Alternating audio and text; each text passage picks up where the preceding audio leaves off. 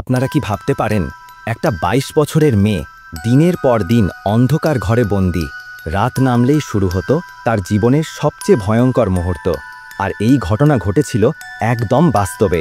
হ্যাঁ বন্ধুরা, আজ আমি আপনাদের শোনাবো রিয়ার বাস্তব গল্প, একটা ভয়ঙ্কর দুঃস্বপ্ন আর একটা মেয়ের সাহসী লড়াইয়ের কাহিনী। রিয়ার বয়স মাত্র ২২, কলেজে পড়তো, সাংবাদিক হওয়ার স্বপ্ন ছিল, সব সময় অন্যায়ের বিরুদ্ধে কথা বলতো, মানুষের পাশে দাঁড়ানোর চেষ্টা করত। কিন্তু একটা ছোট্ট ভুল তার গোটা জীবন বদলে দেয়। সেদিন সন্ধ্যায় কলেজ শেষ করে বাড়ি ফিরছিল রিয়া। রোজকার মতোই একটা অটোতে উঠল, কিন্তু সেই অটো আর তাকে বাড়ি পৌঁছে দিল না। রিয়াকে তুলে নিয়ে যাওয়া হয় শহরের এক প্রান্তে পুরনো বন্ধ একটা বাড়িতে। ঘরটা ছোট, একদম জানালা ছাড়া, একটা মাত্র হলুদ বাতি জ্বলছে, যেন গোটা ঘরটাকে আরও গুমোট করে তুলছে। প্রথমে রিয়া চিৎকার করত, দরজায় ধাক্কা দিত, কেউ আসতো না। কিন্তু পরের রাতগুলো ছিল তার জীবনের সবচেয়ে ভয়াবহ সময়। প্রতিদিন রাত হলেই কয়েকজন অচেনা লোক ঘরে ঢুকত। তারা জোর করে রিয়ার ওপর শারীরিক নির্যাতন চালাতো।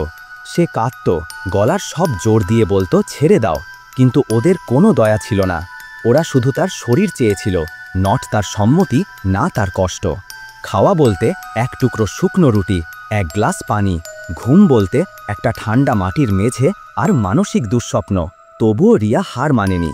ও লক্ষ্য করেছিল ঘরের এক কোণায় একটা ইট একটু আলগা। প্রতিদিন রাতে যখন ওরা ঘুমিয়ে পড়ত, রিয়া চুপি চুপি ওই ইটটা সরানোর চেষ্টা করত। ৪৮ দিন পর সেই ইটটা পুরোপুরি আলগা হয়ে গেল। তার ভিতর দিয়ে একটু আলো, একটু ঠান্ডা বাতাস ঢুকতে লাগলো। এটা ছিল নতুন আশার শুরু। রিয়া নিজের শরীরের ব্যথা ভুলে প্রতিদিন একটু একটু করে সেই ফাঁকটা বড় করছিল। আর ঠিক ৬২তম রাতে, যখন সবাই গভীর ঘুমে, রিয়া ফাঁক দিয়ে বাইরে বেরিয়ে পড়ল।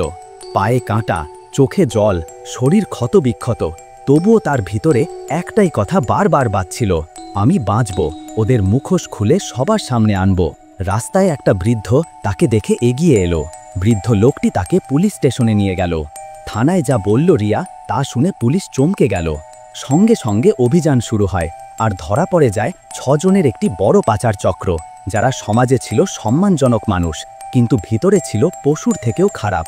বন্ধুরা, এই গল্প শুধু একটা মেয়ের না, এই গল্প হাজারো রিয়ার, যারা আজও কোথাও বন্দী, নিঃশব্দে কাঁদে মুক্তির আশায়।